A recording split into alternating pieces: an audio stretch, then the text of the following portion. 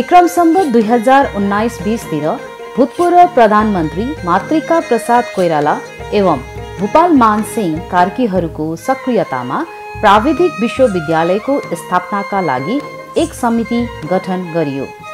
त्यसैलाई प्रतापनिधि शर्मा तथा राजकुमार पोखरेलहरूले अगाडि बढाउने क्रममा नेतृत्व नारायण प्रसाद कोइरालासम्म आइपुग्यो। नारायण प्रसाद कोइरालाको नेतृत्वमा पूर्वाञ्चल स्तरीय बृहत समिति गठन भएर तत्कालीन प्रधानमन्त्री गिरिजा प्रसाद कोइरालासँग परामर्श गर्न माननीय भरत मोहन अधिकारी लगायत विराटनगर नगरपालिकाका मेयर अशोक कोइराला समेतको टोलीले अगुवाई गरी माननीय महेश आचार्यको अध्यक्षतामा सरकारी स्तरको कार्यदल गठन गराई सोही कार्यदलको सिफारिसमा संसद मार्फत ऐन तर्जुमा गरी 2050 सालमा पूर्वाञ्चल विश्वविद्यालयको स्थापनालाई मूर्त रूप दिएको पनि आज 31 वर्ष पूरा भइसकेको सन्दर्भमा यसले धेरै सहज असहज परिस्थितिहरूको सामना गर्दै आफ्नो इतिहास रचिसकेको छ।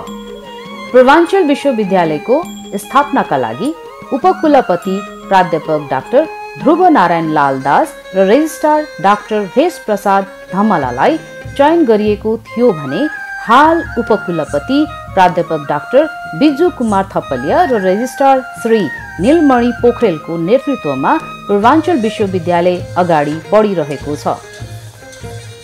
नेपालमै पहिलो पल्ट व्यवस्थापन विषयमा व्यवसाय र प्रयोगात्मक शिक्षाको प्रवेश गराउन 2054 सालमा BBA कार्यक्रम सञ्चालन गर्दै आफ्नो कार्यसत्र विस्तार गरी हाल नेपालकै सबैभन्दा धेरै आधुनिक विषयहरू पढाउने पहिलो विश्वविद्यालय हुन पुगेको छ।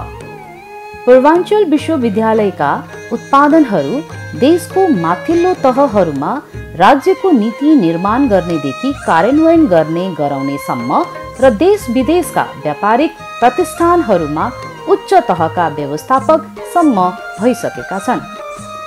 विश्वको बदलिँदो परिस्थितिमा देश र जनताका आवश्यकताहरूमा पनि समयानुकूल परिवर्तन आइरहने हुनाले यसैलाई सम्बोधन गर्नका लागि एवं विज्ञान तथा प्रविधिको क्षेत्रमा भएको विकास तथा विस्तारलाई आत्मसात गर्दै त्यसको प्रयोगबाट विभिन्न संकायहरू faculty of management, faculty of science and technology, faculty of engineering, faculty of humanities, arts and law, faculty of medical sciences अन्तर्गत व्यवस्थापन, स्वास्थ्य, शिक्षा, विज्ञान प्रविधि, वन विज्ञान, कृषि, भेटनरी आदि विषयमा हाल करिब 150 वटा कलेज मार्फत जनशक्ति उत्पादन गरेर राज्यलाई सुम्पनु आजको आवश्यकता बोध गर्दै हजारौं जनसङ्ख्यामा दक्ष जनशक्ति प्रदान गरिसकेको छ।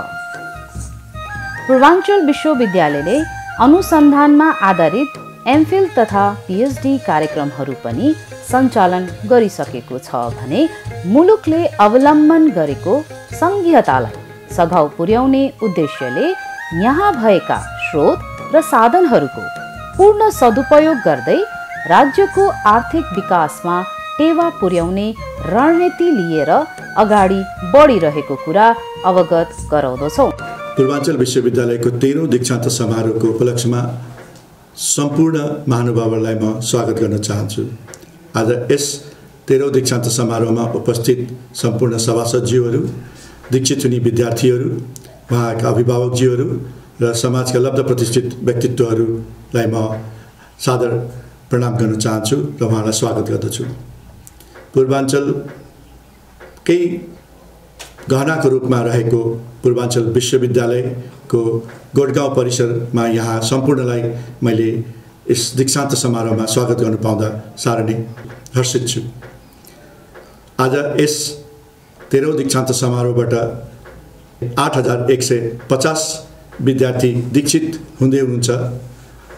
लगायत यस दीक्षान्त समारोहमा स्वर्ण पदक विजेता तथा सम्पूर्ण दीक्षित विद्यार्थीहरूलाई म मङ्गलमय शुभकामना दिन चाहन्छु उहाँहरूको भविष्यका लागि। आशा गर्छु उहाँहरूले उठाएका कदमहरूले देश र यो समाजलाई राम्रो योगदान दिनेछ। यस दीक्षान्त समारोहमा उपस्थित सम्पूर्ण महानुभावहरूले खेलेको अतुलनीय योगदानप्रति पनि हामी आभार प्रकट गर्न चाहन्छौँ। यस 13औं दीक्षान्त समारोहमा पाल्नुभएका सम्पूर्णलाई फेरि पनि स्वागत गर्दै पूर्वाञ्चल विश्वविद्यालय परिवार हामी यहाँ उच्च शिक्षाको लागि तत्पर भएर हामी आफ्नो सेवाहरू प्रदान गर्दैछौँ। त्यसका लागि म यहाँ सम्पूर्ण जानकारी गराउन चाहन्छु। नमस्कार। जय पूर्वाञ्चल विश्वविद्यालय। आजको दीक्षान्त समारोहमा उपस्थित सम्माननीय प्रधानमन्त्री जो आजको हाम्रो सभाको अध्यक्षता गरिरहनु भएको छ, हाम्रो प्रमुख अतिथिज्यू र सम्पूर्ण सभासदज्यूहरू, उपस्थित प्यारा विद्यार्थी भाइ बहिनीहरू, हाम्रा प्राध्यापक, कर्मचारी, पत्रकार, सुरक्षाकर्मी सम्पूर्णमा हार्दिक स्वागत अभिवादन गर्न चाहन्छु र विश्वविद्यालयको यो दीक्षान्त समारोहमा आज दीक्षित हुने विद्यार्थीहरूलाई विश्वविद्यालय केन्द्रीय कार्यालयको तर्फबाट हार्दिक बधाई ज्ञापन गर्दै तपाईहरुको उज्जवल भविष्यको कामना पनि व्यक्त गर्छु।